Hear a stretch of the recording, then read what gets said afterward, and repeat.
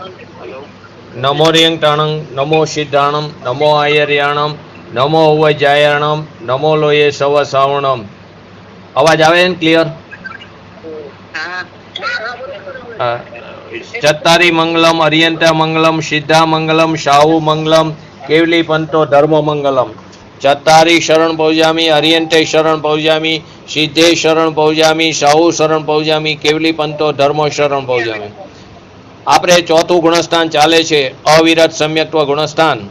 તો તેની અંદર સૌથી પહેલા અવિરત સમ્યક્ત્વ ગુણસ્થાન કોને કીધું હતું કે જે જીવના પરિણામ સમ્યક દર્શન સાથે ના હોય પરંતુ પાંચ ઇન્દ્રિય અને છઠ્ઠું મન એના વિષયથી અને ત્રસ્ત અને સ્થાવર એના હિંસાથી જે અવિરત એટલે કે અસંયમી હોય અથવા તો એક દેશ કે સર્વદેશ કોઈ પણ પ્રકારના સંયમથી રહિત હોય તે પરિણામને અવિરત સમ્યક્ત્વ ગુણસ્થાન કહેવામાં આવ્યું। ફરીવાર જે કોઈ જીવના પરિણામ સમ્યક દર્શન સાથે ના હોય પરંતુ પાંચ ઇન્દ્રિય અને છઠ્ઠું મન એના વિષયથી તે એના વિષયોથી તે અસંયમી હોય અથવા તો તેમાં તે રક્ત હોય અને ટ્રસ્ટ અને સ્થાવર તેની હિંસાથી તે અવિરત એટલે કે અસંયમી હોય। એનો અર્થ શું થયો કે એક દેશ કે સર્વદેશ કોઈ પણ પ્રકારના સંયમથી તે રહિત હોય તે પરિણામને અવિરત સમ્યક્ત્વ ગુણસ્થાન કહેવામાં આવ્યું છે। તો અવિરતિનું સ્પષ્ટીકરણ શું કર્યું હતું?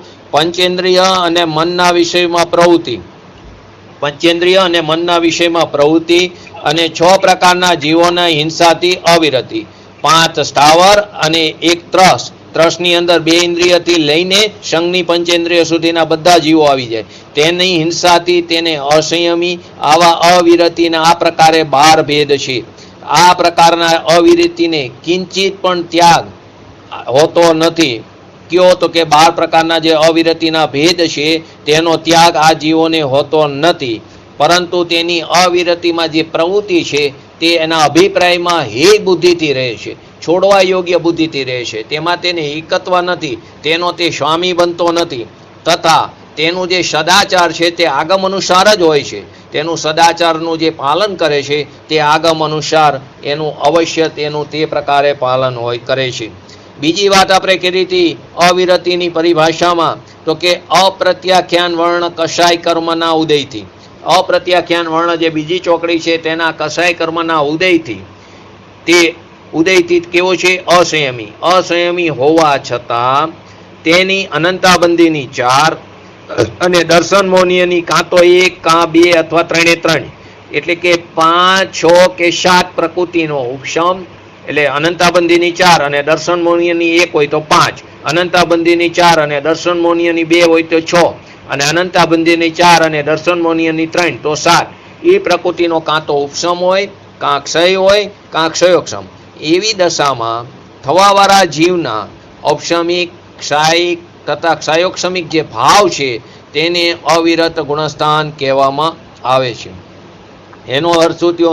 જેવી રીતે જીવ ખરેખર તો શું છે એ વખતે જીવ પોતાના પુરુષાર્થની હીનતા, પોતાના પુરુષાર્થની એને હીનતા છે તેનો કિંચિત માત્ર પણ અણુવ્રત કે સંયમાસંયમ ભાવ તે પ્રગટ કરી શકતો નથી। અણુવ્રતનું પણ પાલન કરતો નથી અને સંયમાસંયમ વ્રતનું પણ તે પાલન કરી શકતો નથી અથવા તો મહાવ્રત જેવા સંયમ ભાવ પણ તે પ્રગટ કરી શકતો નથી।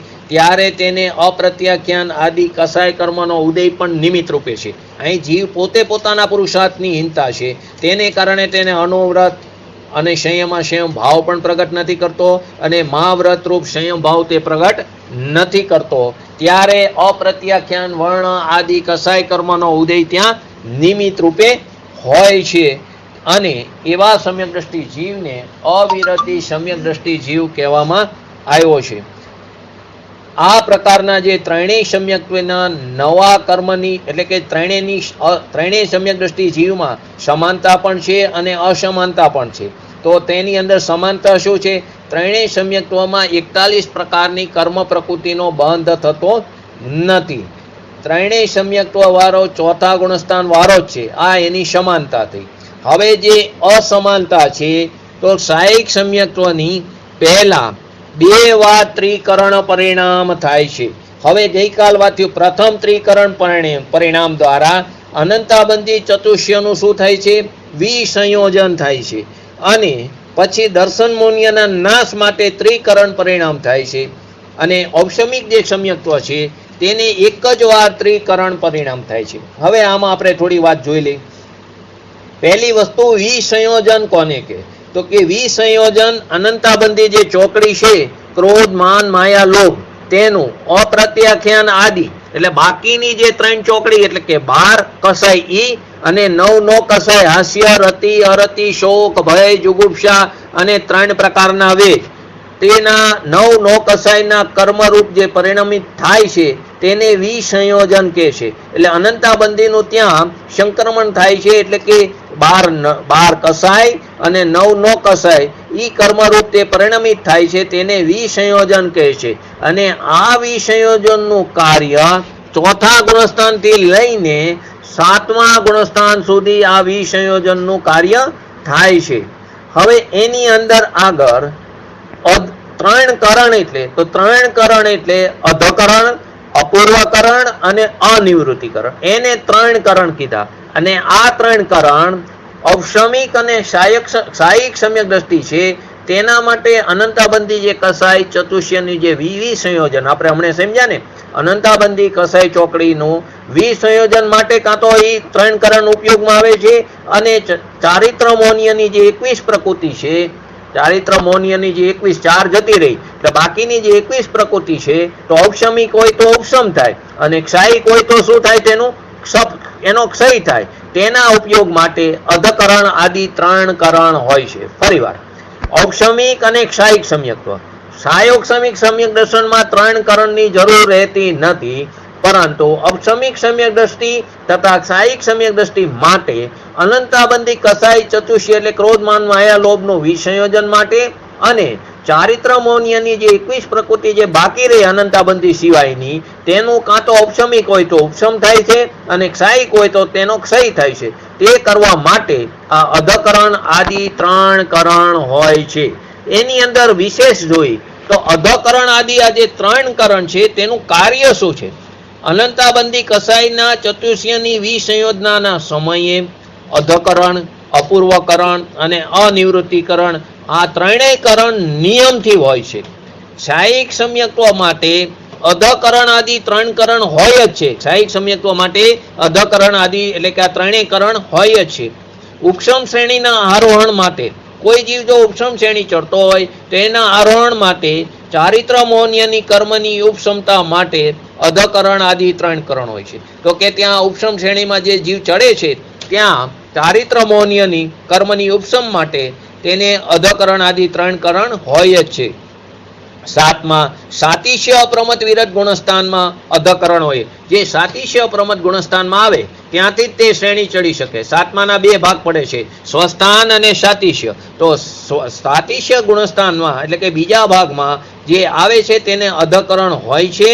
અને 8મું અને 9મું ગુણસ્થાનના નામ જ કેવા છે? એના નામ જ કેવા? અનિવૃત્તિકરણ અને અપૂર્વકરણ. આ કરણ ઉપરથી જ એના નામ એને અનુસાર તો આ નામ છે. ચોથું જે એની અંદર છે સપક શ્રેણીના આરોહણ માટે ચારિત્ર મૌન્ય કર્મનો ક્ષય છે એને કરવા માટે અધકરણ આદિ 3 કરણ હોય છે. ઉપશમ શ્રેણીમાં આરોહણ માટે ચારિત્ર મૌન્ય કર્મની ઉપશમતા માટે અને સપક શ્રેણીના આરોહણ માટે ચારિત્ર મૌન્ય કર્મની જે બાકીની 21 પ્રકૃતિ છે તેનો ક્ષય કરવા માટે આ 3 પ્રકારના કરણ હોય છે.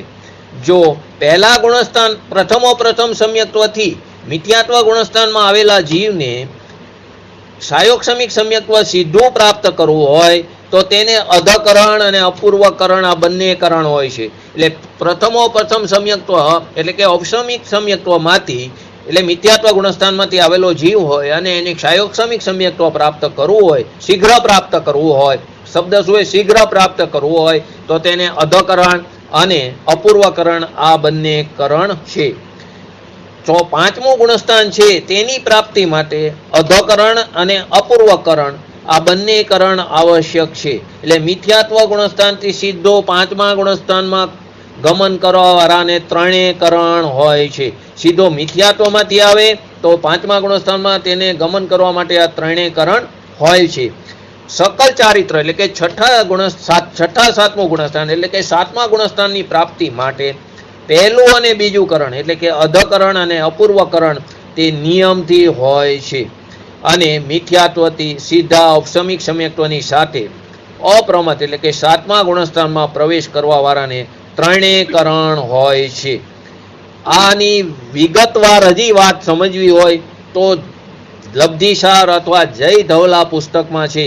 આમાં મેં તમે આટલું કીધું એટલે લીધું, અઘરું પડે એટલે મેં છોડ્યું હતું, છતાં પણ થોડો ઘણો તમને ખ્યાલ આવે એટલા માટે લીધું. ઔપસમિક સમ્યક્ત્વના આપણે અસમાનતા જોઈ છે.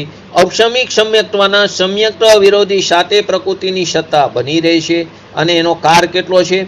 અંતર્મુહૂર્ત. સત્તા કેવી રીતે પડી? ઉપશમ રૂપે તેની સત્તા પડી છે. જ્યારે સાહિક સમ્યક્ત્વમાં સમ્યક્ત્વ વિરોધી જે સાત પ્રકૃતિ છે તેની સત્તા હોતી નથી, કેમ કે તેનો ક્ષય થઈ ગયો છે અને તેનો કાર સાદી અનંત છે એટલે કે નિત્ય છે. તો આ બંને વચ્ચે અસમાનતા થઈ.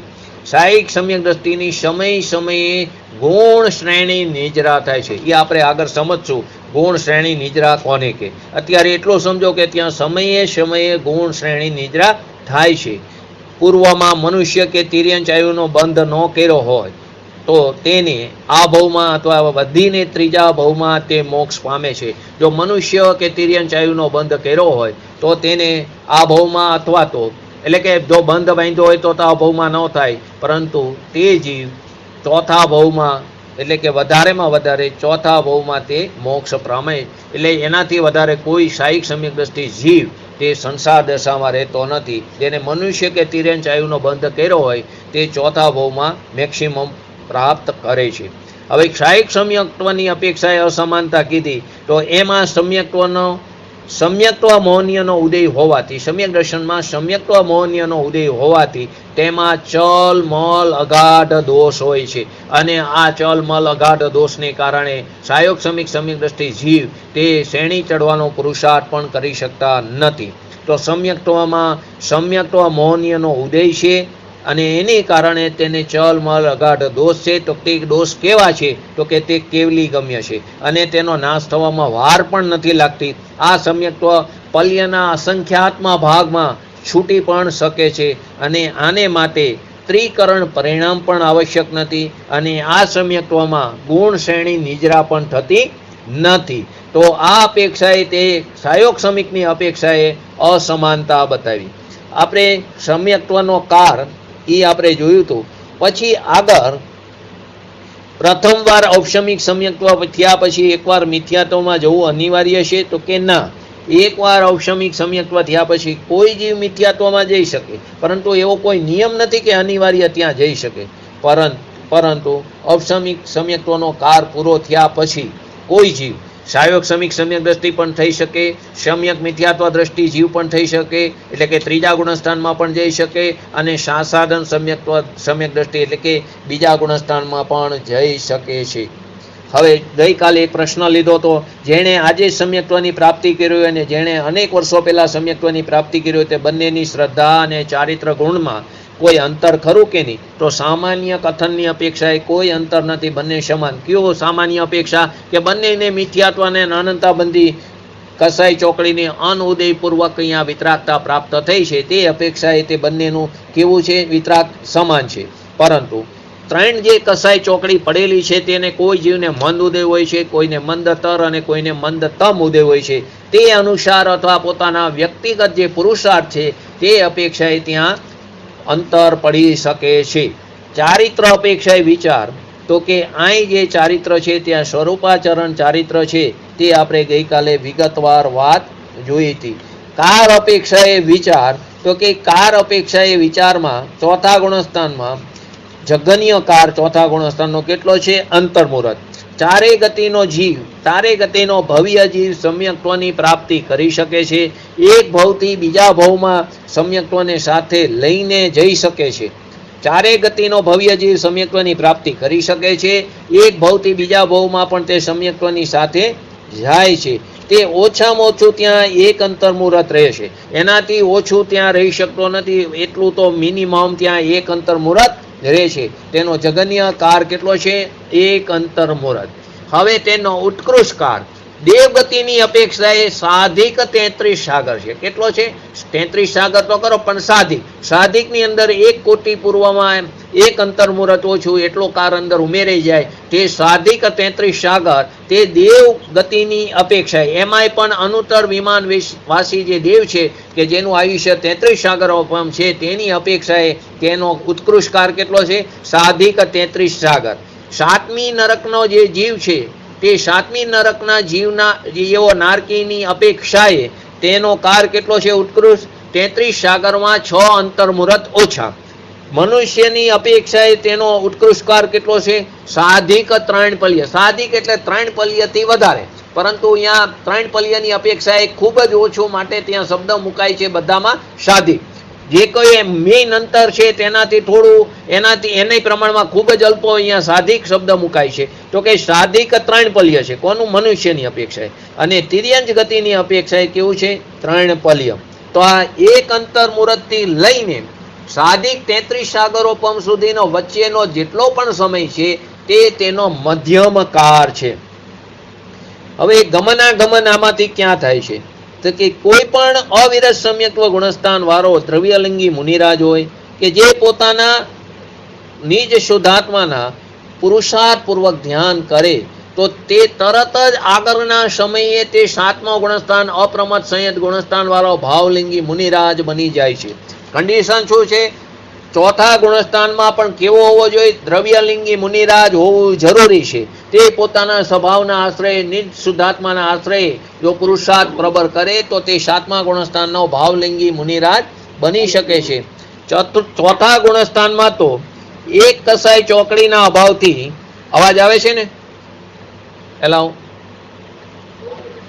અવાજ આવે છે ને? ચતુર ગુણસ્થાનમાં એક કસાઈ ચોકડીના અભાવથી ઉત્પન્ન વિતરાગ પરિણીતિ સહિત હતા. એક જ કસાઈ ચોકડીના અભાવ વાળી વિતરાગ પરિણીતિ હતા, પણ 7મામાં જતા એને 3 કસાઈ ચોકડીની અભાવરૂપ વિતરાગ પરિણીતિ ત્યાં પ્રાપ્ત થઈ ગઈ અને અપૂર્વ આનંદનો અપૂર્વ સુખનો તે આસ્વાદ માણી રહ્યા છે. ગુરુદેવના સમય એમના શબ્દોમાં કહી તો શું અહીંયા પાણીનો ધોધ વહે એવી રીતે તેમને ફુવારા આનંદના છૂટે છે. શું ચોથાથી 7મા ગુણસ્થાન જવાવાળા મુનિરાજને અપૂર્વ પરિવર્તન સમજમાં આવે છે? શું કામ ન આવે?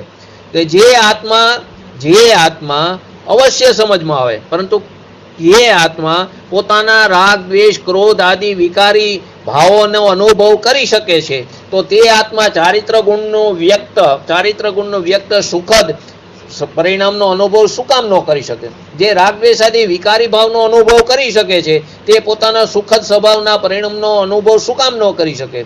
તે પોતાની જે પદવી વ્યક્ત જે વિતરાગતા ભૂમિકા અનુસાર જે વિતરાગતાથી એને આનંદની જે ઉત્પત્તિ થઈ છે તેનો અવશ્ય મુનિરાજ અનુભવ કરે છે.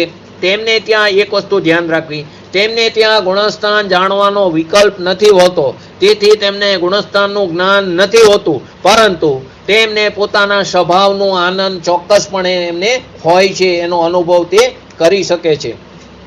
આ પહેલું ગમન થયું. ક્યાંથી? ચોથાથી 7મામાં ભાવલિંગી મુનિરાજ થઈ શકે. બીજું ક્યાં ગમન થાય છે? ચોથા ગુણસ્થાન વાળો જો દ્રવ્યલિંગી મુનિરાજ જીવ હોય અથવા તો ચોથા ગુણસ્થાન વાળો વ્રતિ દ્રવ્યલિંગી શ્રાવક હોય, બંને વ્રતિ દ્રવ્યલિંગી મુનિરાજ હોય અથવા તો વ્રતિ દ્રવ્યલિંગી શ્રાવક હોય, તે ચોથા ગુણસ્થાનથી દેશ વિરત અથવા તો વિરતાવિરત નામના 5મા ગુણસ્થાનમાં તે પ્રવેશ અથવા તો ગમન કરી શકે છે. એટલે કે ચોથામાંથી 5મામાં જઈ શકે, પરંતુ દ્રવ્યલિંગી મુનિરાજ હોય અથવા તો દ્રવ્યલિંગી શ્રાવક હોય તે ચોથામાંથી 5મામાં તે ગમન કરી શકે છે. તો આનું શું કીધું? પહેલામાંથી ચોથામાં પ્રવેશ કરવો હોય અથવા ચોથાથી ઉપર કોઈ પણ ગુણસ્થાનમાં જવું હોય તો શુદ્ધોપયોગ પૂર્વક જ ત્યાં જવું સંભવિત છે. એમ થવાથી જ્યાં જેટલા કર્મોનો ઉપશમ ક્ષયોક્ષમ ક્ષય થવું હોય તે થાય છે. તે સર્વ કાર્ય તે કર્મોના કાર્ય પણ પોતાની યોગ્યતાથી પોતાની મેરે ત્યાં થઈ જાય છે. આના ઉપરથી એક પ્રશ્ન થાય છે કે મિથ્યાત્વ ગુણસ્થાનથી 7મા અપ્રમત સંયત ગુણસ્થાન અને ચોથા ગુણસ્થાનથી 7મા અપ્રમત ગુણસ્થાનમાં દ્રવ્યલિંગી મુનિરાજ જ ગમન કેમ કરે? પહેલા ગુણસ્થાનમાંથી 7મામાં જાય તો દ્રવ્યલિંગી મુનિરાજ જ કેમ ગમન કરે? અને ચોથાથી 7મામાં જાય, અત્યારે આપણે ચોથાની વાત ચાલે તો ચોથામાંથી પહેલો ભેદ આવ્યો ને 7મામાં ગમન કરે, તો દ્રવ્યલિંગી મુનિરાજ જ શું કામ ગમન કરે? એવું શા માટે કીધું? કોઈ વ્રતી કે અવ્રતી શ્રાવક, સમ્યક દ્રષ્ટિ શ્રાવક સાતમામાં કેમ ગમન કરી છઠ્ઠા ગુણસ્થાનમાં પાછા આવે ત્યારે પાછા 12 દ્રવ્યલિંગી દિગંબર મુનિ દીક્ષા ધારણ કરી લે તો એમ ન કરે, એમ ન ચાલે. ફરીવાર પહેલા ગુણસ્થાનથી સાતમામાં જાય અપ્રમત વિરત ગુણસ્થાનમાં, અથવા ચોથામાંથી સાતમામાં જાય, ચોથામાં અવિરત સમ્યક્ત્વ ગુણસ્થાનથી સાતમા ગુણસ્થાનમાં દ્રવ્યલિંગી મુનિરાજ શું કામ ગમન કરે? બીજો કોઈ વ્રતી કે અવ્રતી સમ્યક દ્રષ્ટિ જીવ હોય તે સાતમામાં ગમન કરીને પાછો છઠ્ઠામાં આવે ત્યારે દિગંબર મુનિ દીક્ષા ધારણ શા માટે નથી કરી શકતા? તો આનો જવાબ આવે છે કે જ્યારે 3 કસાઈ ચોકડીના અનુદયપૂર્વકની, એના અભાવપૂર્વકની વિતરાગતા જ્યારે વ્યક્ત થાય છે ત્યારે તે જીવને કપડાં પહેરવાનો રાગ પરિણામ રહેતો જ નથી. આ બંને વચ્ચે સુમેર છે. જ્યારે પોતાની અંદર 3 કસાઈ ચોકડીની અભાવરૂપ વિતરાગતા વ્યક્ત થાય ત્યારે તેને બાહ્ય પરિગ્રહ, એમાં કપડાની વાત છે તો કપડાં પહેરવાનો એવો જે રાગ છે એવા પરિણામ જ તેને રહેતા નથી. રાગ ભાવ ન રહેવાથી કપડાં તો ઠીક, બાહ્ય આદિ કોઈ પણ પ્રકારના પરિગ્રહ ત્યાં રહેતા નથી. આ એક નૈમિત્તિક શબ્દ છે. જેવો એને 3 કસાઈ ચોકડીની અભાવરૂપ વિતરાગતા પ્રાપ્ત થાય ત્યારે એને કોઈ પણ પ્રકારનો આવો રાગ અથવા બાહ્ય પરિગ્રહ રહેતા નથી. કેમ કે રાગના પરિણામ છે તે જ કપડાં પહેરાવાનું કામ કરે છે, અને જ્યારે રાગ જ નષ્ટ થઈ ગયો છે તો કોણ કપડાં પહેરાવે? રાગના જે પરિણામ છે તે જ કપડાં પહેરાવાનું કામ કરે છે. હવે રાગ જ નાશ થઈ ગયો છે, કોણ કપડાં પહેરાવશે? એટલે બાહ્ય પરિગ્રહના અભાવપૂર્વક જ અપ્રમતપણાનો સુમેર છે. બાહ્ય પરિગ્રહનો અભાવપૂર્વક જ અપ્રમતપણાનો એવો સુમેર છે.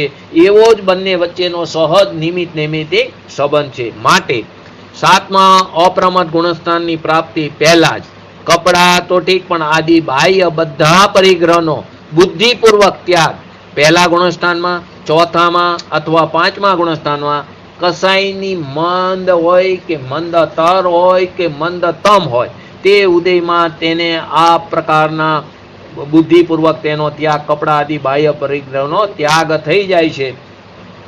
તેથી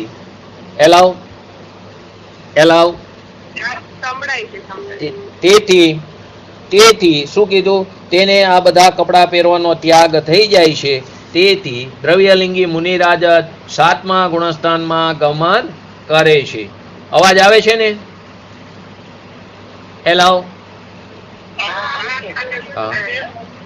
આપના એના ઉપરથી શું સ્પષ્ટ થયું કે દ્રવ્યલિંગી પહેલા થાય ને ભાવલિંગીની પ્રાપ્તિ પાછળથી થાય છે, એમ કહેવા માંગે છે આચાર્ય.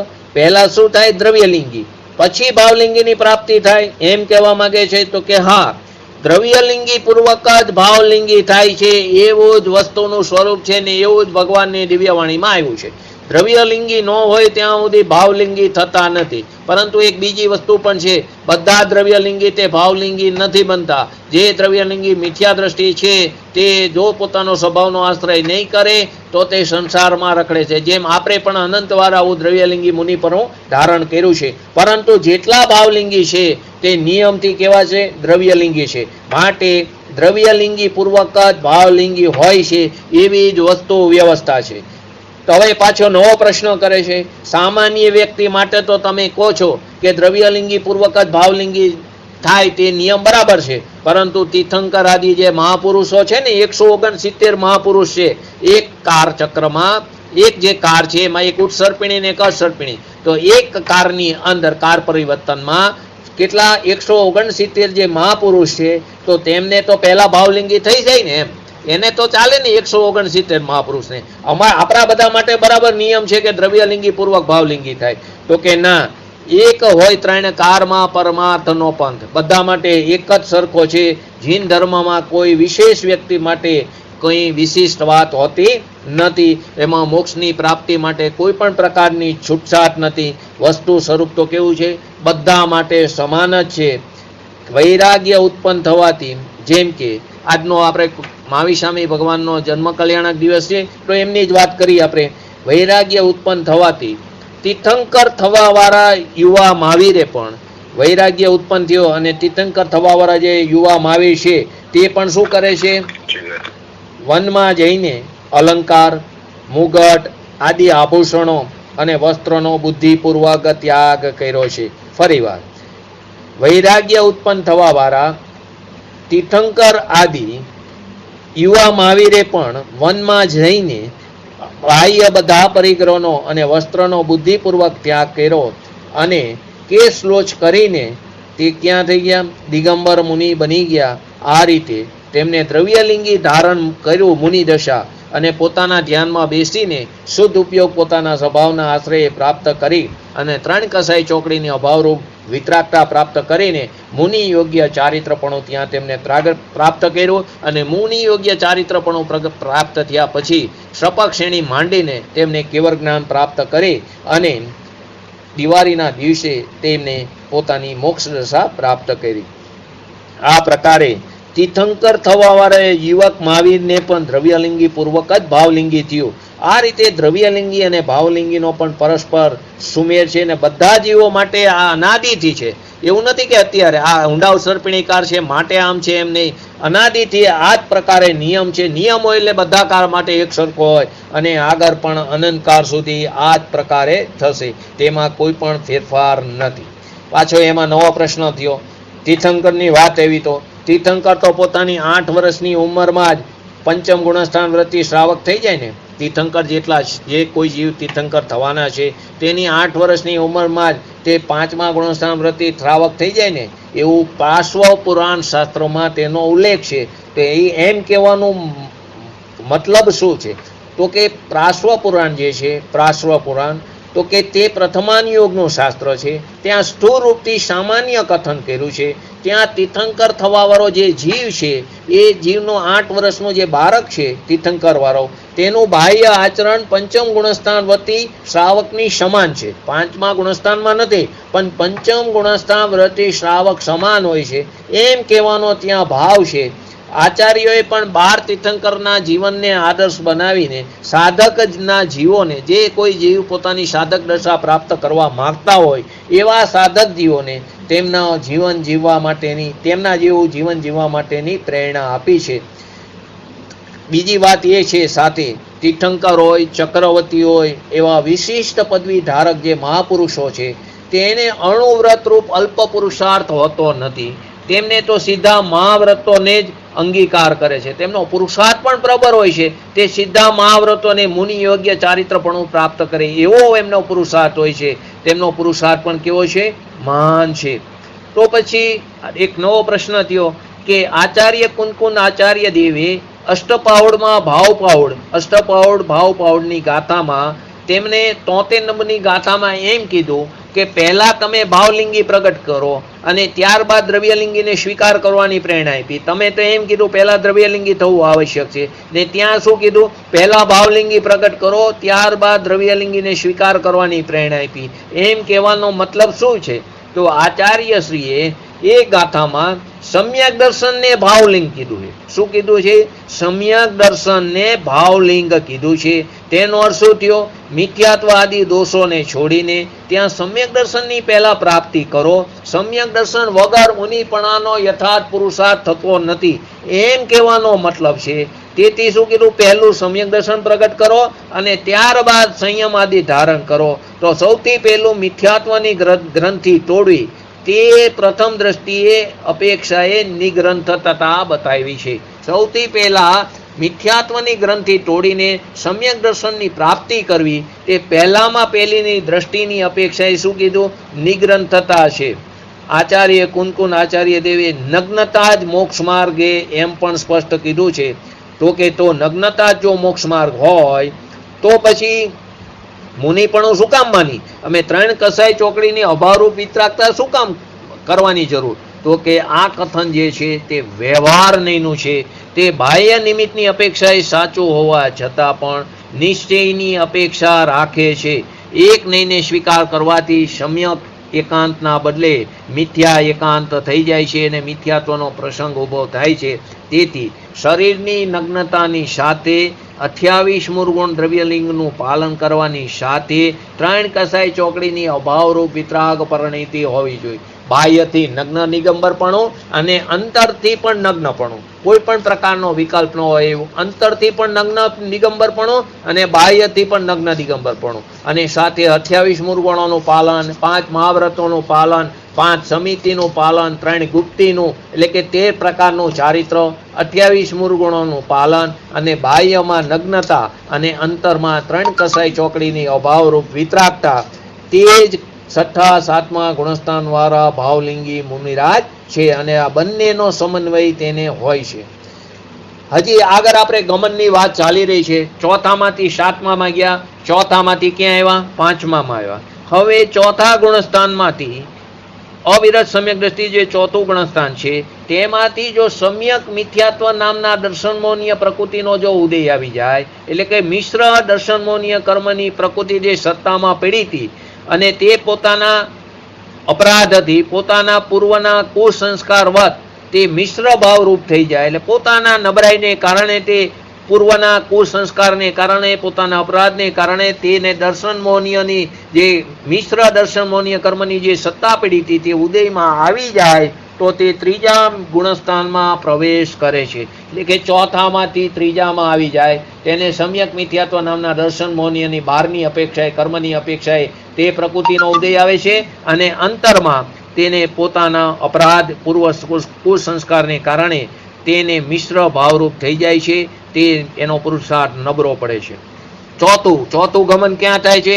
ચોથા ગુણસ્થાનમાંથી જો ઔપસમિક સમ્યક દ્રષ્ટિ વાળો છે, જો અહીં કન્ડિશન આવી ઔપસમિક સમ્યક દ્રષ્ટિ હોય અને તે પોતાના સ્વયં વિપરીત પુરુષાર્થથી તેને અનંતાબંધી કસાઈમાં ક્રોધ, માન, માયા, લોભ એ ચારમાંથી કોઈનો પણ એકનો ઉદય આવી જાય, સ્વયં આવે છે તે ઉદય, તો તે જીવ બીજા ગુણસ્થાનમાં એટલે કે સાસાદન સમ્યક્ત્વ નામના ગુણસ્થાનમાં આવે છે. 5મો, જો કોઈ અવિરત સમ્યક દ્રષ્ટિ એટલે કે સાહિક સમ્યક દ્રષ્ટિને છોડીને સાહિક વાળો ચોથામાંથી ત્રીજામાંય નથી આવતો, ચોથામાંથી બીજામાંય નથી આવતો કે ચોથામાંથી પહેલામાંય નથી આવતો, જો કોઈ સાહિક સમ્યક દ્રષ્ટિ વાળો જીવ સાહિક સમ્યક દ્રષ્ટિ છોડીને કોઈ પણ અવિરત સમ્યક દ્રષ્ટિ વાળો જીવ તેને જો મિથ્યાત્વ પ્રકૃતિનો ઉદય આવે તો તે મિથ્યાત્વ રૂપ ભાવરૂપ તે પરિણિત થઈ જાય છે. તે જીવને મિથ્યાત્વ કર્મના ઉદયને કારણે તે મિથ્યાત્વ ગુણસ્થાનમાં પ્રવેશ કરે છે. તો ટોટલ ગમન કેટલી જગ્યાએ થયા? ચોથાથી 7મામાં જઈ શકે, ચોથાથી 5મામાં જઈ શકે, ચોથાથી ત્રીજામાં જઈ શકે, ચોથાથી બીજામાં જઈ શકે અને ચોથાથી પહેલામાં. 5 જગ્યાએ ચોથા ગુણસ્થાનમાંથી ગમન કરી શકે. હવે આગમન, ચોથા ગુણસ્થાનથી આગમન ક્યાંથી થાય? તો ચોથા ગુણસ્થાનમાં આગમન પહેલા ગુણસ્થાનમાં કોઈ સાદી મિથ્યા દ્રષ્ટિ હોય અથવા તો કોઈ અનાદિ મિથ્યા દ્રષ્ટિ જીવ હોય તે પોતાના શુદ્ધાત્માના આશ્રયથી મિથ્યાત્વ ગુણસ્થાનથી સીધો ચોથા ગુણસ્થાનમાં આવી શકે છે. સાદી મિથ્યા દ્રષ્ટિવાળો પણ આવી શકે અને અનાદિ મિથ્યા દ્રષ્ટિવાળો જીવ પણ તે મિથ્યાત્વનો અભાવ કરી પોતાના સ્વભાવના આશ્રયે તે સીધો ચોથા ગુણસ્થાનમાં આવી શકે છે. બીજું, સમ્યક મિથ્યાત્વ ગુણસ્થાનવાળા જીવ એટલે કે ત્રીજા ગુણસ્થાનવાળા જે જીવો છે તેને પાછો પોતાનો પુરુષાર્થ પ્રબળ કરીને શુદ્ધાત્માના આશ્રયથી તે ચોથા ગુણસ્થાનમાં આવી શકે. ત્રીજા ગુણસ્થાનમાં પાછો પડેલો જે જીવ છે તે પાછો ફરી પોતે પોતાના પુરુષાર્થથી સ્વભાવનો આશ્રય કરીને પ્રબળ પુરુષાર્થ કરીને તે ત્રીજામાંથી ચોથામાં આવી શકે છે. ચોથામાંથી આગમન ચોથામાં ક્યાંથી થાય? બીજું, 5મા ગુણસ્થાનવાળો જીવ જે છે તે પોતાના પુરુષાર્થની નબળાઈને કારણે તે ચોથા ગુણસ્થાનમાં આવી શકે છે. 5મા ગુણસ્થાનમાં જે કોઈ જીવ છે તે પોતાના પુરુષાર્થની નબળાઈને કારણે 5મામાંથી ચોથામાં આવે છે. તેવી રીતે 6ઠ્ઠા ગુણસ્થાનવાળા જે ભાવલિંગી મુનિરાજ છે અને તે જે શુભ ઉપયોગમાં છે તેવા મુનિરાજ પણ પોતાના નબળા પુરુષાર્થથી સીધા ચોથા ગુણસ્થાનમાં આવે છે. તો આ 4 આગમન બતાવ્યા. એક પહેલામાં સાદી કે અનાદિ મિથ્યા દ્રષ્ટિવાળો જીવ સ્વભાવના આશ્રયે શુદ્ધાત્માના આશ્રયે પ્રબળ પુરુષાર્થ કરીને ચોથામાં આવી શકે. ત્રીજા ગુણસ્થાનવાળો જીવ પણ શુદ્ધાત્માના આશ્રયથી પ્રબળ પુરુષાર્થ કરીને ચોથામાં આવી શકે. 5મા ગુણસ્થાનવાળો જીવ તેના પુરુષાર્થની નબળાઈને કારણે 5મામાંથી ચોથામાં આવે. 6ઠ્ઠા ગુણસ્થાનવાળો ભાવલિંગી મુનિરાજ પણ પોતાના નબળા પુરુષાર્થથી 6ઠ્ઠામાંથી ચોથામાં આવી શકે છે. હવે બીજી જગ્યાએથી પણ આવી શકે. ઉપરના ગુણસ્થાનથી જે ઉપરના 11 ગુણસ્થાન લો તેમાંથી નીચલા ગુણસ્થાનમાં આવેલા મુનિરાજ તો તાત્કાલિક જ આત્માના આશ્રિત ધ્યાન મગ્નતાનો વિશેષ પુરુષાર્થ કરીને તે સીધા 7મા ગુણસ્થાનમાં જઈને આનંદનો અનુભવ કરી શકે છે. પ્રયત્ન કરવા છતાં પણ મુનિ દશાને યોગ્ય જેને ભાવલિંગીની પ્રાપ્તિ થતી નથી તે સ્વયં જ મુનિ વેશ અથવા દ્રવ્યલિંગીનો ત્યાગ કરી નાખે એવો કોઈ ઉપાય નથી. ફરીવાર, ઉપરના ગુણસ્થાનમાંથી જે જીવ એટલે કે છઠ્ઠામાંથી, અત્યારે પહેલા છઠ્ઠાથી લો, છઠ્ઠામાંથી અને પાંચમામાંથી જે કોઈ આવ્યા હોય, પાંચમામાંથી દ્રવ્યલિંગી મુનિરાજ, છઠ્ઠામાંથી ભાવલિંગી મુનિરાજ, પાંચમામાંથી દ્રવ્યલિંગી શ્રાવક, તે તરત જ પોતાનો વિશેષ પુરુષાર્થ કરીને સાતમા ગુણસ્થાનમાં પહોંચીને તે આનંદનો અનુભવ કરે છે. અને કોઈ જીવ આવો પ્રયત્ન કરે છતાં પણ તેને છઠ્ઠું સાતમું ગુણસ્થાનના ભાવલિંગીની પ્રાપ્તિ થતી નથી તો સ્વયં જ મુનિવેશ એટલે કે દ્રવ્યલિંગનો ત્યાગ કરવો તે ઉપાય નથી, પરંતુ પ્રત્યેક અંતર્મુહૂર્તમાં તે યથાર્થ મુનિપણું પ્રાપ્ત કરવાનો તેને બુદ્ધિપૂર્વક સતત પુરુષાર્થ તે કરતા રહે છે.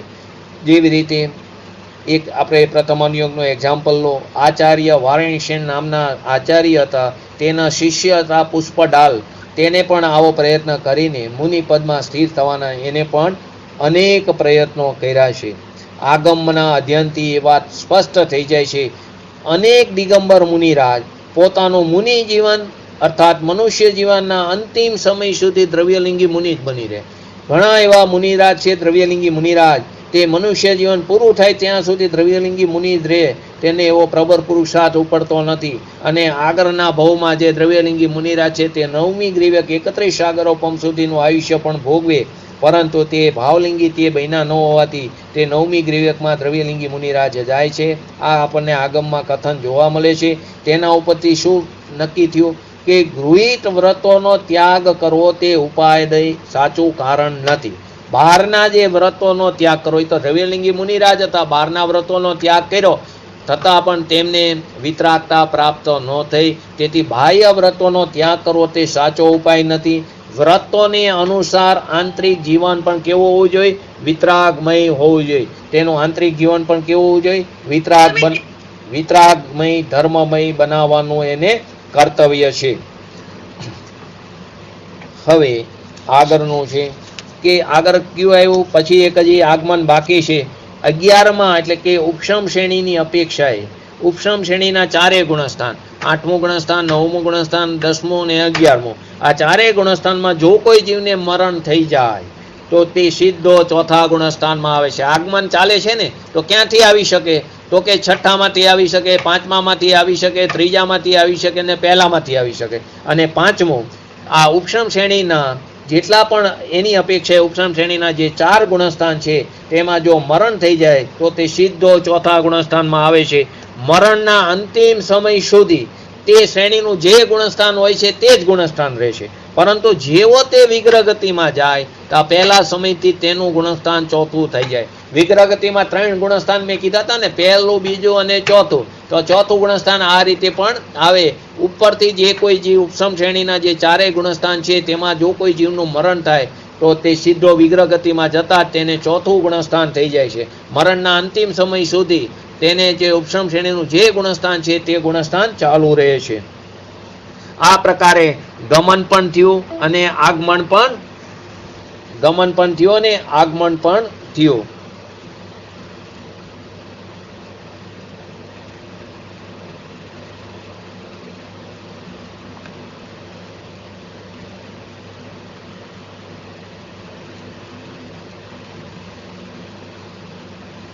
એ અંકિત,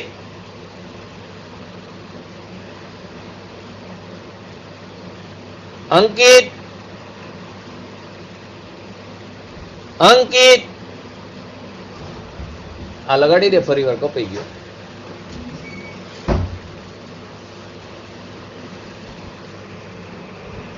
કલાક થાય ને એટલે કપાઈ જાય. કલાક વધારે ન લેતો, બધા જોઈન્ટ નથી થતા ને, વાર લાગે એટલે મોડું ચાલુ થાય.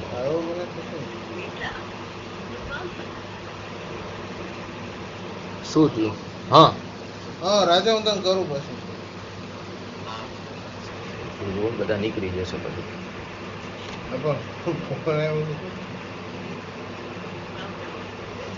326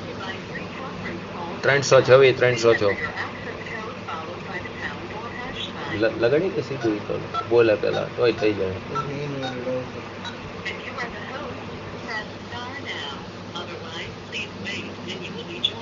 Like. Hello. Hello. Nilesh Hello. Hello. Hello. હા હાલો કલાક થઈ ગયો તમારે એટલે હા.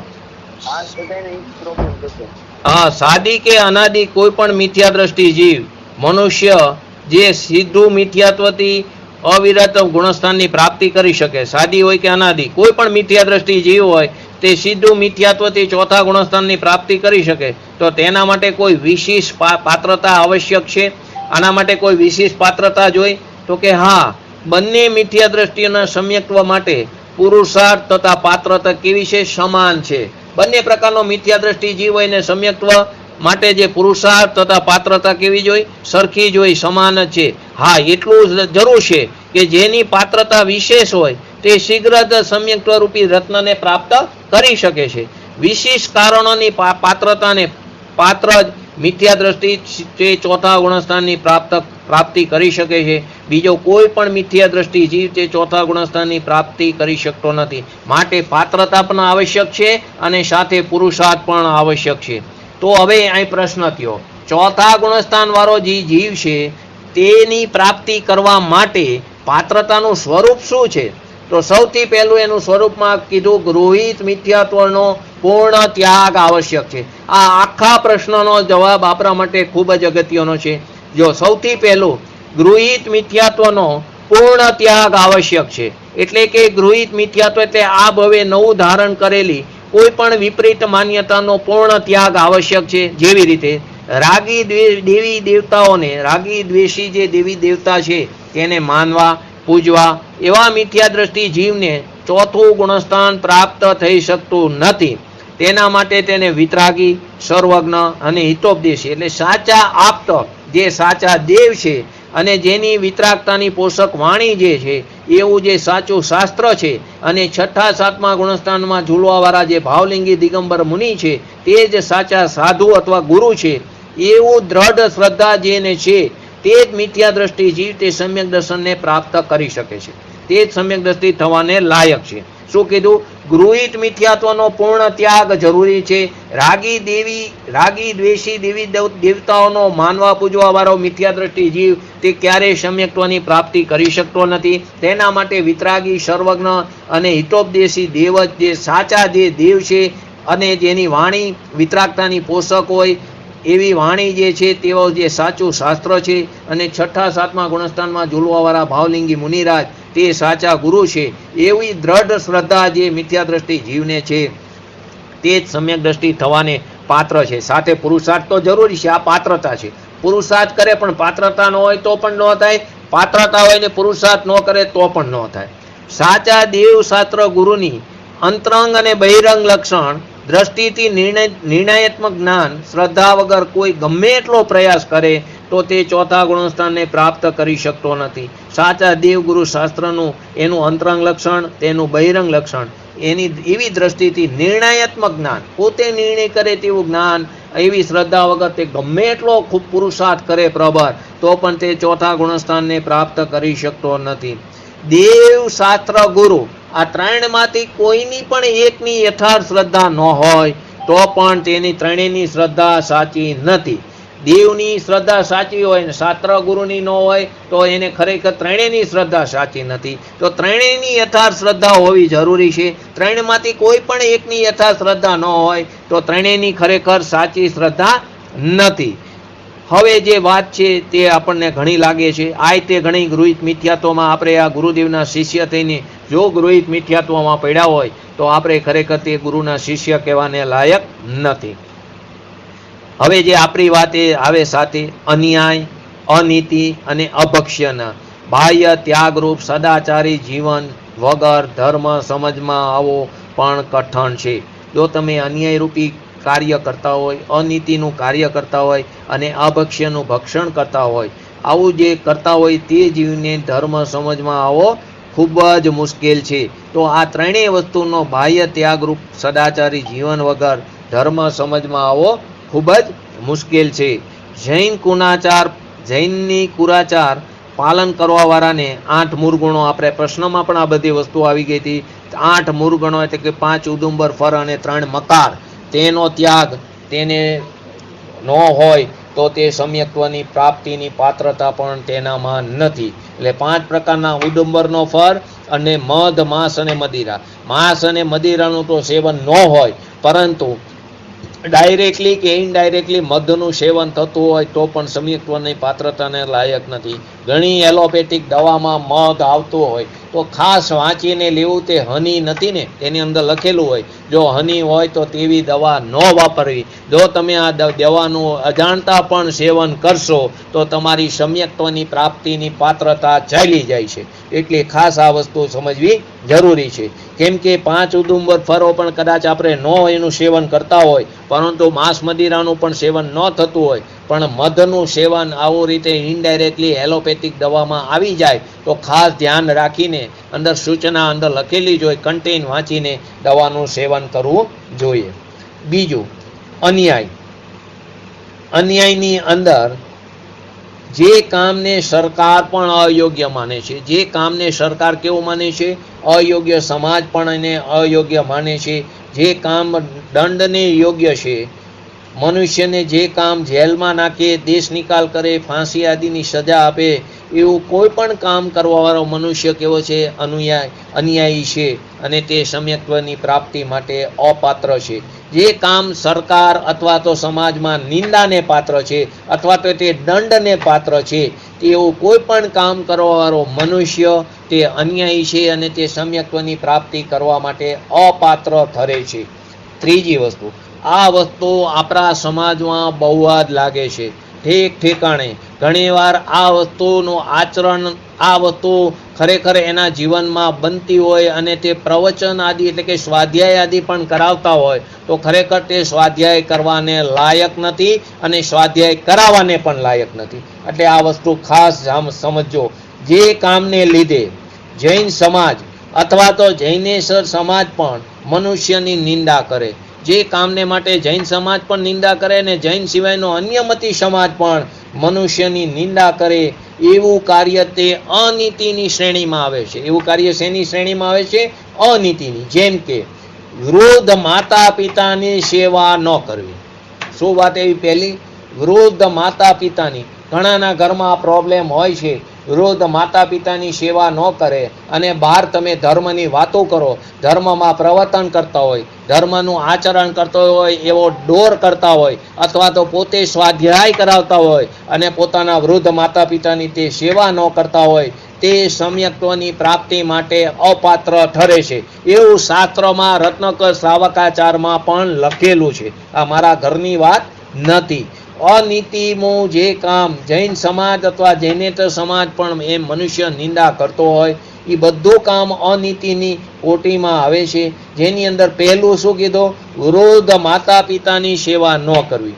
બીજું, બીજાની નિંદા કરતા રહેવી. ઘણાને કેવી ટેવ હોય? બસ બીજાને ગમે એમ કરીને નીચો પાડતા રહેવું, બીજાની નિંદા કરતા રહેવી. તે જીવ ગમે એટલું સંસ્થા માટે કે પોતાના ધર્મનું આચરણ કરે, ગમે એટલું કરતો રહે, પરંતુ તે સમ્યક્ત્વને પાત્ર રહેતો નથી. તે સમ્યક્ત્વને અપાત્ર છે. લોકનીતિથી વિરોધ આચરણ રાખવું. લોકનીતિથી વિરોધ આચરણ રાખવું. લૌકિકની જે નીતિ છે, સિદ્ધાંત છે, વ્યવહાર છે, દરેક પ્રકારનો વ્યવહાર, પૈસાથી લઈને આદિ જે કંઈ પણ વ્યવહાર છે તે ચોખ્ખો રાખે. તેનાથી વિરોધ આચરણ જે પણ કરતો હોય તે સમ્યક્ત્વની પ્રાપ્તિ માટે અપાત્ર છે. આ તો પાત્રતા બતાવી છે. આ બધી પાત્રતા હોય અને પુરુષાર્થ ન હોય તો પણ નકામું છે. માટે આ પાત્રતાની વાત બતાવી છે. અન્યાયની પહેલા બતાવી, હવે અનીતિની. અનીતિમાં શું આવ્યું? પહેલું, વૃદ્ધ માતા પિતાની સેવા ન કરવી, બીજાની નિંદા કરતા રહેવું, લૌકિક નીતિથી વિરોધ આચરણ કરવું, આદિ જે પણ કામ આવે છે તે બધું અનીતિની શ્રેણીમાં જાય છે. જેનો જૈન સમાજે નિંદા કરે છે અને કદાચ આપણા ઘરની આજુબાજુ જૈનેતર સમાજ હોય ને આપણા ઘરમાં આવી પ્રવૃત્તિ થતી હોય તો તે પણ એની નિંદા કરતો હોય છે. આ બધું અનીતિની શ્રેણીમાં જાય છે. આનું વધારે જો જાણકારી જોઈએ આમાં ડીપમાં હજી પણ તો ભાવ દીપિકા નામનું શાસ્ત્ર છે તેની અંદર આની વધારે વિગતવાર વાત આપી છે. ત્રીજું અભક્ષ્ય. आप जिस व्यक्ति से बात कर रहे हैं उसने आपकी कॉल अ- को होल्ड पर रखा है. अ- कृपया लाइन पर बनी रहिए. અભક્ષ્ય જે જીવ છે તો એમણે આપનો કોલ હોલ્ડ પર રાખ્યો છે. Hello. તમારી લાઈન ઉપર બન્યા રહો. Hello The person you are speaking with has put you on hold. અભક્ષ્ય જે છે ત્રીજો आप जिस व्यक्ति જે ખાવા પીવાની જૈન શાસ્ત્રોમાં સહમતિ નથી कृपया लाइन पर बनी रहिए. એવી વસ્તુના ભક્ષણને અભક્ષ્ય કહે છે. એમણે આપનો કોલ શું કીધું? હોલ્ડ પર રાખ્યો. જે ખાવા પીવાની જૈન શાસ્ત્રોમાં પણ સહમતિ નથી એવી વસ્તુના ભક્ષણને અભક્ષ્ય કહે છે.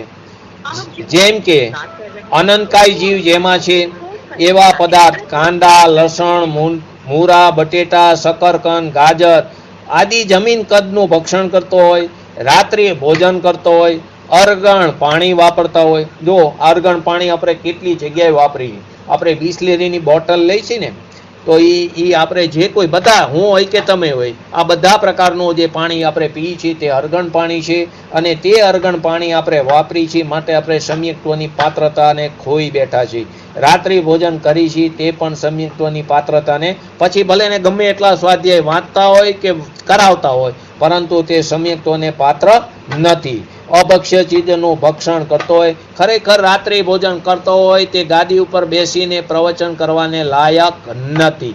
એટલે રાત્રિ ભોજન કરતો હોય, અર્ગણ પાણી વાપરતો હોય અથવા તો આ બધા પ્રકારના કંદમૂળોનું સેવન કરતો હોય તે બધું અભક્ષ્યની કોટીમાં જાય છે. આ પ્રકારે અન્યાય, અનીતિ અને અભક્ષ્યનો બુદ્ધિપૂર્વક ત્યાગ જે કરે છે તે પાત્ર જીવ છે અને તે જ સમ્યક્ત્વની પ્રાપ્તિના ખરેખર અધિકારી છે. આ ત્રણ પ્રકારની વાત એવી અન્યાય, અનીતિ અને અભક્ષ્ય. હવે આગળ સપ્ત વ્યસનોનો પણ તે ત્યાગી હોય, 7 પ્રકારના જે વ્યસન છે તેનો પણ તે નિયમથી ત્યાગી હોવો જરૂરી છે અને તીવ્ર હિંસાદી પાપોનો ત્યાગ તો નામધારી જૈન પણ કરે જ છે. સપ્ત વ્યસન 7 પ્રકારના વ્યસનોનો અને તીવ્ર હિંસાદી પાપોનો ત્યાગ તો કોણ કરે? નામધારી જૈન. આપણે તો ભાવધારી જૈન થવાનું છે તો કે આનો ત્યાગ તો નામધારી જૈન પણ કરે છે. તેથી સપ્ત વ્યસન આદિના ત્યાગને માટે જૈન મનુષ્યને સમજાવવું તે ખરેખર તો જૈન મનુષ્યનું અપમાન કરવા જેવી વાત છે. ખરેખર આ બધી વસ્તુ સમજાવી જૈન મનુષ્યની વાત તો જવા દો પરંતુ ગુરુદેવના શિષ્યને સમજાવી તે કલંક માટે અપમાન કરવા જેવી છે. આ વસ્તુ તો આપણને ખ્યાલમાં હોવી જોઈએ. માટે મોક્ષ માર્ગ પ્રકાશકમાં 261 નંબરના પાના ઉપર એમને જે કથન કર્યું છે આચાર્યએ તો એમને શબ્દની જ વાત કરી તો કોઈએ દેવાલોક દેવાદિકની પ્રતીતિ અને સમ્યક્ત્વ યુગપદ હોય, કોઈને દેવાદિકની પ્રતીતિ અને સમ્યક્ત્વ યુગપદ હોય તથા વ્રત સપ સમ્યક્ત્વની સાથે પણ હોય છે અને આગળ પાછળ પણ હોય છે. દેવાદિ પ્રતીતિનો નિયમ છે તેના વિના સમ્યક્ત્વ થતું નથી. વ્રત આદિનો નિયમ નથી. ઘણા જીવ તો પહેલા સમ્યક્ત્વ થયા પછી જ વ્રત આદિને ધારણ કરે છે અને કોઈને યુગપદ થઈ જાય છે. એટલે શું કીધું? દેવાદિની પ્રતિદિ અને સમ્યક્ત્વ યુગપદ હોય છે. એટલે સાચા દેવગુરુ શાસ્ત્રની એને યથાર્થ શ્રદ્ધા સમ્યક્ત્વની સાથે જ હોય છે. વ્રત તપ તો સમ્યક્ત્વની સાથે હોય તે અને પાછળથી પણ તેને સમ્યક્ત્વ થયા પછી પણ તેને વ્રત તપ આદિનો નિયમ હોય છે. માટે શું કીધું? સૌથી પહેલું હોવું જરૂરી છે સાચા દેવગુરુ શાસ્ત્રની શ્રદ્ધા હોવી જરૂરી છે. તો આના ઉપરથી પ્રશ્ન થાય છે કે અણુવ્રતો કે મહાવ્રતોનો સ્વીકાર કરવો સમ્યક્ત્વ માટે આવશ્યક છે કે નહીં? માટે અણુવ્રતોનું પાલન કરવું, મહાવ્રતોનું પાલન કરવું તે સમ્યક દર્શન માટે આવશ્યક છે કે નહીં? તો કે સમ્યક દર્શન પ્રાપ્ત કરવા માટે અણુવ્રતો તથા મહાવ્રતોનું પાલન કરવું આવશ્યક નથી. સમ્યક દર્શનની પ્રાપ્ત કરવા માટે અણુવ્રતો અથવા મહાવ્રતોનું પાલન કરવું જરૂરી નથી. હા, જો સમ્યક દર્શનની પહેલા કદાચ બાહ્ય વ્યવહાર વ્રત લઈ લીધા હોય તો તેના પાલન કરતા પણ તત્વચિંતનની મુખ્યતા હોય તો જ સમ્યક દર્શન થઈ શકે છે. પહેલા કદાચ કોઈએ સમ્યક દર્શનની પહેલા આવા બાહ્ય વ્યવહાર વ્રત લઈ લીધા હોય પરંતુ મુખ્યતા તો શેની છે? તત્વચિંતનની મુખ્યતાથી જ સમ્યક દર્શન થઈ શકે છે. પરંતુ વ્રતો વિના પણ અવિરત સમ્યક્ત્વ ગુણસ્નાનની પ્રાપ્તિ થાય છે. વ્રતોનું પાલન ન હોય તો પણ અસંયમી ગુણસ્થાન છે ને ચોથું ગુણસ્થાન, તો એના વગર પણ અવિરત ચોથા ગુણસ્થાનની પ્રાપ્તિ થઈ જાય છે. તો પાત્રતા ઉપર પહેલો ભાર આપ્યો અને પુરુષાર્થ તો ખરેખર સાથે હોવો જ જોઈએ. તો પાત્રતામાં ઘણી બધી વસ્તુ આવી. સાચા દેવગુરુ શાસ્ત્રનું એને યથાર્થ શ્રદ્ધાન હોવું જોઈએ. ત્રણમાંથી કોઈ એકનું પણ યથાર્થ શ્રદ્ધાન ન હોય તો ત્રણેયનું ખરેખર શ્રદ્ધાન નથી. તે અન્યાયપૂર્વકનું એનું વર્તન ન હોવું જોઈએ. અન્યાયની અંદર તેને અષ્ટમુરોનું પાલન કરતો હોવો જોઈએ. જો એ ન કરે તો તે અન્યાયની કોટીમાં જાય છે. તો કે તેનું જે ધારણ કરતા કર્યા વગર તે સમ્યક્ત્વની પ્રાપ્તિની પાત્રતા એને થતી નથી. તો તેમાં ખાસ મધ આવે છે. તો કે મધનું ઇનડાયરેક્ટલી જો પણ આપણે સેવન કરી તો સમ્યક્ત્વની પાત્રતા રહેતી. ભલે તમે એમ કહો કે મને ખ્યાલમાં નહોતો, તો જાણવું એ તો આપણું કાર્ય છે. અજ્ઞાનતા તે જ મોટામાં મોટો દોષ છે. માટે બધી વસ્તુ જાણવી જરૂરી છે કે તેની અંદર મધ આવે છે કે નહીં, જાણીને તે દવાનું સેવન કરવું જોઈએ. આપણે જોઈ છે ને લાલ લેબલ છે કે નહીં, લાલ લેબલ આવે તો તે કેવી છે, નોનવેજ દવા છે. તેમાં હાડકા આદિનું ઓલી વસ્તુ આવતી હોય, માટે તે પણ સેવન ન કરવું જોઈએ. અન્યાયમાં જે કામને સરકાર પણ અયોગ્ય માને છે કે આપણે સરકારથી પૈસા બચાવી એના બધા નીતિ નિયમોથી ચોરી છુપીથી આપણે કોઈ ટેક્સથી બચી, તે બધું કામ કેવું સરકાર તેને અયોગ્ય માને છે, દંડ યોગ્ય માને છે. અથવા સમાજમાં જે કામ સમાજને યોગ્ય ન હોય અથવા તે સમાજમાં દંડને પાત્ર હોય, તે બધો કામ કરવાવાળો મનુષ્ય કેવો છે, અન્યાયી છે. અને તે પણ સમ્યક્ત્વની પ્રાપ્તિ માટે અપાત્ર છે. અને ત્રીજું અનીતિ. જે કામને લીધે જૈન સમાજ અથવા જૈનેતર સમાજમાં પણ તે નિંદાને પાત્ર બને છે, એવું કાર્ય તે અનીતિની શ્રેણીમાં આવે છે. તેમાં સૌથી પહેલી અગત્યની વસ્તુ વૃદ્ધ માતા પિતાની સેવા ન કરવી તે અનીતિની શ્રેણીમાં આવે છે. તેને વૃદ્ધ માતા પિતાની સેવા ન કરતો હોય અને તે દોડીને જો સોનગઢ જતો હોય તો તે જેવું સમ્યક્ત્વને લાયક નથી. અથવા તો બીજાની નિંદા કરતો હોય, અથવા તો ધાર્મિક સ્થાનમાં બેઠા પણ જો કપટ ભાવ કરતો હોય, અથવા ધાર્મિક સ્થાનમાં બેઠા પણ કોઈને પાછા પાડવાની પ્રવૃત્તિ કરતો હોય, તે બધો અનીતિમાં જાય છે. અથવા તો લૌકિક નીતિથી વિરોધ આચરણ તે કરતો હોય. લૌકિકમાં જે નીતિ છે કે વ્યવહાર ચોખ્ખો ન રાખતો હોય, કોઈના પૈસા પડાવી લેતો હોય પોતાની બુદ્ધિથી અથવા ખોટી રીતથી, તો આ બધી વસ્તુ કેમાં જાય છે, અનીતિમાં જાય છે. અને તે જીવ સમ્યક્ત્વને પાત્ર નથી. અને ત્રીજું અભક્ષ્ય. તો અભક્ષ્યની અંદર આ બધા 22 પ્રકારના એ અભક્ષ્ય ચીજ છે, તેનું સેવન ન કરવું જોઈએ. અજાણ્યા ફળોનું સેવન ન કરવું જોઈએ. રાત્રિ ભોજન ન કરવું જોઈએ. રાત્રિ ભોજન કરે તે ખરેખર નોનવેજ ખાય છે, તે જૈન કહેવાને લાયક નથી. રાત્રિ ભોજન ન કરવું જોઈએ. અરગણ પાણી ન વાપરવું જોઈએ. આપણે જાત્રામાં જઈ અને ત્યાં બિસ્લેરીની બોટલો વાપરી તો તે ખરેખર જાત્રા રહેતી નથી. અરગણ પાણી ન વાપરવું જોઈએ. આ બધું અભક્ષ્યની કોટીમાં જાય છે.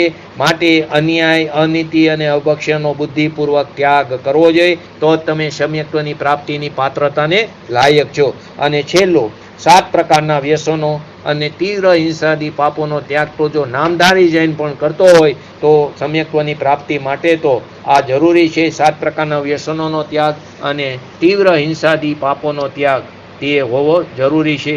આ પાત્રતા હોવી જરૂરી છે.